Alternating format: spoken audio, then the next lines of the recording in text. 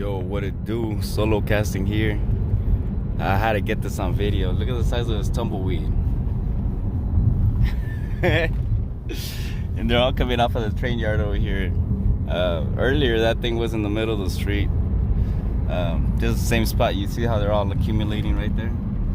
It's kind of hard to tell. But yeah, they'll roll off. There's no maintenance. They don't come and clean it up. So like the winds are pretty high right now, and we're expecting more rain and hail. But yeah, that's what tumbleweeds break off from their stems or whatever, the roots, and they end up crossing the street over here.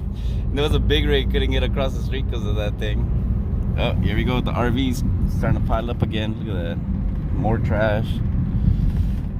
Gotta come and clean it up again. I know this specific spot has popped up a few times in different videos of mine, but you can see how it progresses and how it can get out of control pretty quick. I think it's been about a week. No, not a week. What am I saying? About a month or two since they cleaned it up. I think they cleaned it up right around December, and because of the RV fires and stuff, I guess now there's like a whole thing on it where they're trying to do get rid of the unhoused that stay in RVs. Usually just because it's not just people being homeless and living there, but there's a lot of different things that happen. No lie, there's an RV by where I'm at. They don't really cause any problems, but they've already tapped into like the wires on the like a lot of these guys are pretty they have like some kind of electrical background or some kind of knowledge on stuff, because they'll go and they'll tap into the wiring, into the street light wiring. And one of two things, because you have thieves too that will take out the copper out of all the lights in the street, and then they go and sell that copper, and then that's one scheme that's out there. But the other scheme is people will tap into the street wire. Like, you can't see it on these, but yeah, see over there. Oh man, and the sun's in the way. But yeah, you see that little port thing? That's finger. I gotta go through there to that little access panel. People can just reach the, yeah, they did cut them off sick. Can just tap into the wiring, and if you know what you're doing, you charge your phone, light your tent, light your RV up. So that's what usually happens, and they're pretty sneaky about it. Like you won't be able to tell. Like you'll drive down the street here, and they'll use like gaffer's tape across the street. So like they'll have a full extension cord across the street. You won't even notice it. You'll drive by it every day, and then finally you're taking a walk, and you're like, oh snap! These fools they have an extension cord running across the street. Well, yeah, it's pretty intense. So this area right here is I forgot what it's called, to be honest, but it's historic Route 66 over there. I know there's a San Antonio winery down the street over here too. That's pretty famous. It's a landmark here in LA. The UPS headquarters for this area is down here too. You see the UPS truck popping up over there. But yeah, the San Antonio winery, these guys right here, they're a pretty big deal. I've been here for a long time. Yeah, see, historical landmark. I'm not lying to you guys. Sounds like I'm making this stuff up sometimes, but nope. But yeah, here we are, and like I said, we're not that far from LA for you to have tumbleweeds and stuff. Like we have those problems too. Check out that cell phone tower. I'm trying to make it blend in with the trees and stuff. Check it out. It's crazy, right? Yeah, you probably don't see that in other countries and states. I know we have some people across the pond that are subscribers. Oh, we got the train. We got a train coming. I'll just wait right here. There's been a few. Oh, there it comes. There's been a few recently. A few cars have been getting taken out by the train, and it's not that these arms don't work, but sometimes like I don't know if you noticed in the other spot, but like, see how there's like a little exit coming out through there? So on the other side, there's no pole. So sometimes people will make a left, coming this way, woo, make a left, not see that there's this pole right here, and then bam, get taken out by the train. Happened.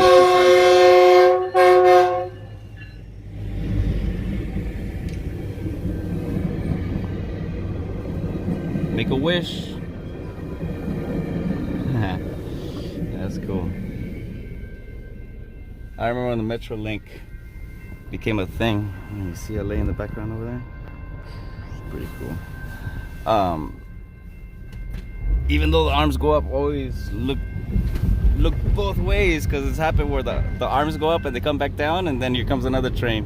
So yeah, it's like crossing the street.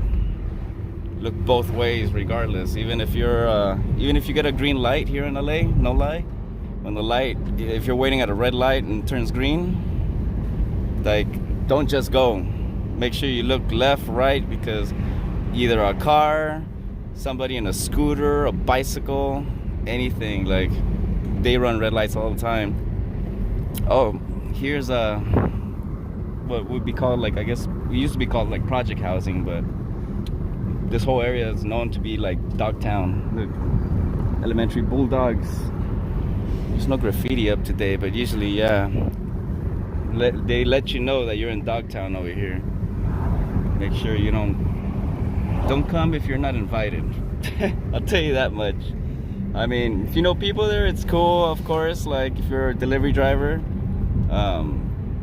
like I used to be one. To this day, no lie, still wear, it's covering a little bit, still wear my delivery jacket because it keeps me out of trouble. People see this jacket and they're like, oh, he's a good guy, he's a he's a working guy, so you know, defenses are down. But like, if I was just to walk in everywhere with a gray or black hoodie, you know, people always do that double, triple look at you, like, what's this guy up to? But they see you in something that's especially a company, which is why, you know, low-key I've seen a lot of people committing crimes. They're all wearing like those safety vests. So that's something to keep an eye out, because some people, I guess it's, what do they call it, hiding in plain sight. So they'll put on like a safety vest and they'll walk around, or like they'll put like I'm hanging out with my dogs. They notice another dog. They'll try to just blend in with people and make it seem like, oh yeah, this is where I belong. I've heard in certain neighborhoods over here where they'll walk around with like gas company jackets, or like, and you know, the thing is that, like, I was seeing this documentary where the dude was saying like, yeah, I could easily go to a swap meet, get like a FedEx shirt embroidered, and that's no lie. I mean, when I used to work at the print shop, yeah, whatever you put on the embroidery machine, all you need is like the file, and that file you can get it from, there's all these different sites that they use, like Fiverr, and so you just go in there and I mean, like, you can get a PNG off the internet too. Or you want to design it yourself, you could do it, but you get that logo, you get it printed on the shirt, and then you walk around like you're somebody. And you have a lot of these guys that also use, sometimes they don't even dress in shirts or do anything. They'll wear like lanyards and stick something in like in a clear, one of those, like, what do you call them? Like press passes that they use for like conventions. This is a Union Station. Pernia Law. Yep. Damn, got a whole bus covered. Usually you'll see a lot of billboards here in LA. You don't really see buses covered with lawyer advertising. So yeah, Union Station. And then over here on this side is Placito Olvera. Placito Olvera is one of the oldest towns here in LA. There's the oldest hotel on the other side by some, I think his name was Pio Pico. I could be wrong. I'll put it up.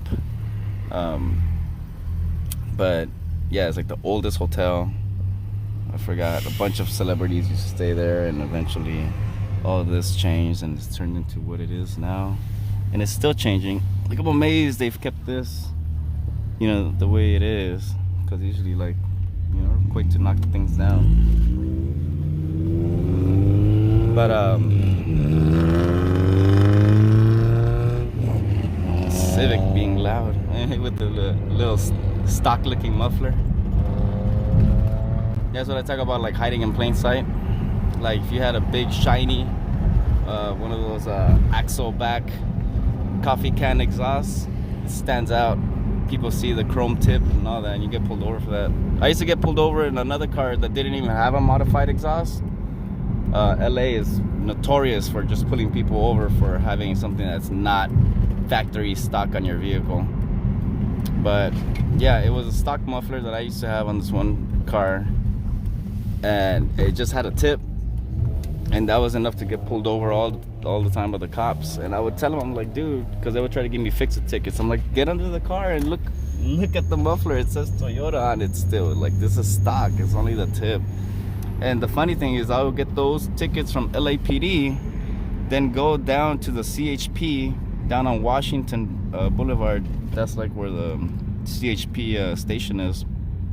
And CHP would just sign it off. They'll be like, dude, this is not even loud. I'm like, yeah, I know. Like, I still have the catalytic converters. I still have the 3 other precats. So it was like 2 precats, the main catalytic, 2 resonators, and the stock muffler with the tip. You still get pulled over. But you know, that's super biased, because I remember, no lie, one time there was a friend, we were in the Rampart district. Friend was driving in the Toyota Celica, had what you call it, you saw that that Tahoe, trying to it was an undercover, what you call it, an unmarked vehicle. It was yeah, Toyota Celica, axle back, you know, pretty decently loud, right? But it was nothing compared to the GT Mustang that had no cats, straight piping.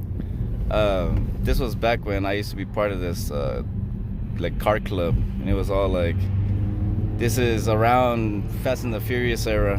But yeah, so you can imagine a 4.6 I think it was like a 01 GT Mustang, no cats, just obnoxiously loud, right? It sounds like a speedboat.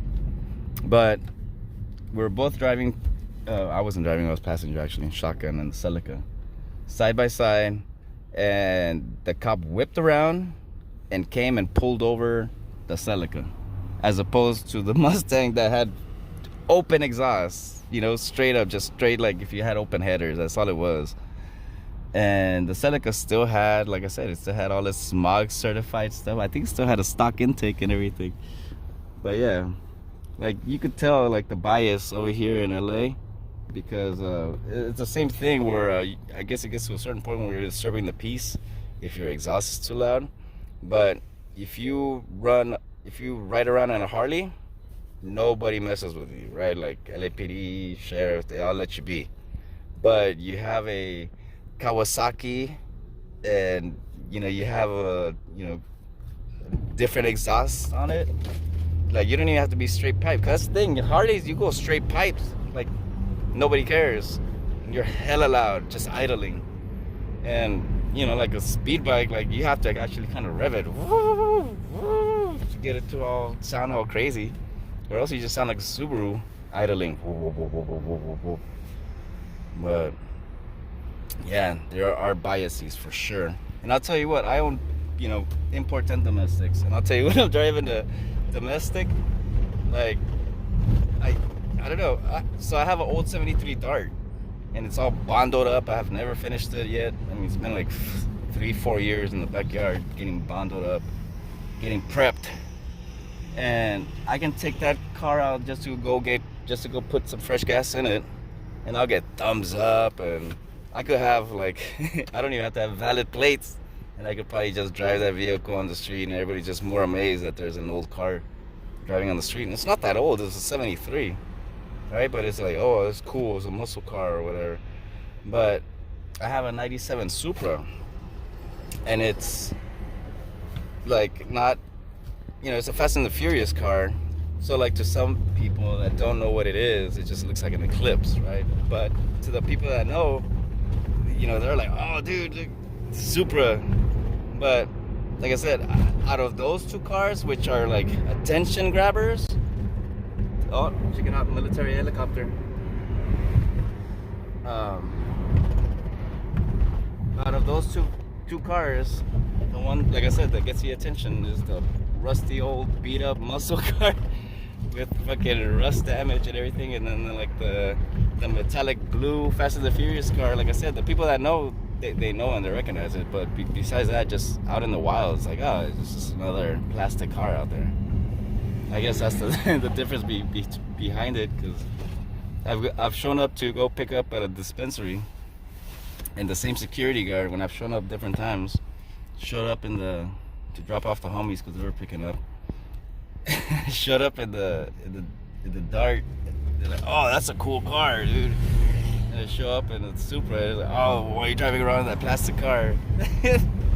Like I said, like it's either they don't know what it is, or it just looks like a plastic car. Like, But yeah, oh, this was the other thing I was telling you about. What is it called? I said the Da Vinci. I don't know if it's called the Da Vinci. It's probably called something else. Look for some clues. But yeah, this whole little section right here, it'll switch up on you. Looks exactly like Disneyland. As soon as you get to these whole little apartment housings. I forget what they're called. These are kind of cool because they're built away from like the residential areas. And like, no name. But what's happening a lot here in the residential areas, and it's happening all over California, is that they're building these ADUs, which is like additional dwelling units, I guess. Also, this one's called a Ferrante. Oh look, if you guys want to move in, immediate occupancy. They haven't even turned on the fountain yet. But yeah, so they'll build all these like 3-story buildings within a residential place, but then they don't either like rent it, or like the ones in the area, at least, they've all been Airbnbs, which is cool because, well, I mean, I have no problem with the Airbnb people that come and stay.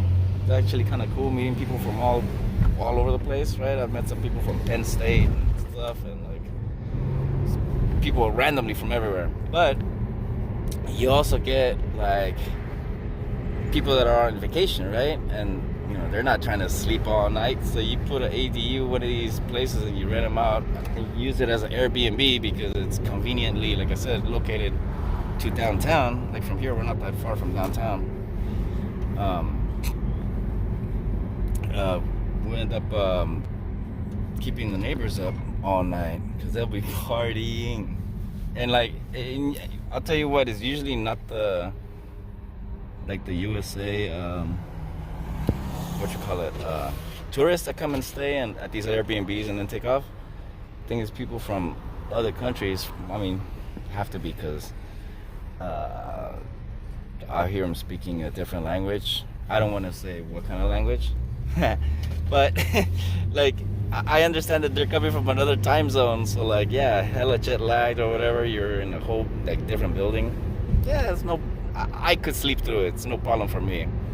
But I've heard my neighbors complaining, first of all, because they didn't know it was an Airbnb. Like, it's not like those owners ever told us like, hey, I'm renting these units out or anything. They just popped up, and it's like, oh, what happened? They're not going to sell them. They're not going to rent them out. They're like, oh, no, it's just an Airbnb. What? And then all of a sudden you start seeing cars pulling up, and every weekend there's a different car. I mean, there's days, like during the summer, where it's daily, or every 2 days. Sometimes people will stay for 2 nights. But I'm not lying to you when I say that the prices they were charging are extreme, because they were charging $1,300. I think at first, either $1,300 or $1,500. It was super ridiculous that I showed the neighbors, and they were like, are you serious? And I was like, dude, I'm not lying to you. Like, I had to show them the Airbnb listing in order for them to believe me. And they were like, what? Like, the only reason they know is because I found out. Like, I'm just, I don't know, sneaky like that, I guess.